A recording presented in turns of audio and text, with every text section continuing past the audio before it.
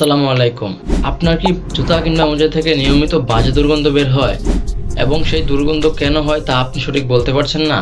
চলুন আজকে জেনে নিই আপনার পায়ের দুর্গন্ধের কারণ এবং তার প্রতিকার কিভাবে করবেন তা সম্পর্কে আজকে জানবো। প্রথমত জানি এই গন্ধটা কেন হয়। আমরা প্রতিদিন যখন জুতা কিংবা মোজা পরে বাহিরে যাই কিংবা অফিসে যাই তখন আমাদের পা অতিরিক্ত ঘামে। এই গরমের জন্য পা যে ঘামে সেই ঘামগুলোতেই মূলত তৈরি হয় ব্যাকটেরিয়া এবং সেই ব্যাকটেরিয়াগুলোর মাধ্যমে তৈরি হয় অ্যামিনো অ্যাসিড এবং সেই অ্যামিনো অ্যাসিডগুলো মূলত আপনার দুর্গন্ধ সৃষ্টি করে।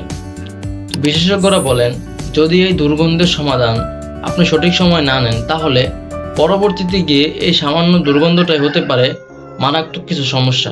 যেমন এই দুর্গন্ধের কারণে আপনার ফাঙ্গাস, ইনফেকশন, ত্বকে অ্যালার্জি কিংবা আরও ছোট বড় নানা ধরনের কিছু সমস্যা হতে পারে। তো যে কারণে বিশেষজ্ঞরা সবসময় সাজেস্ট করেন এই সমস্যার সমাধান খুব দ্রুত নেওয়া উচিত।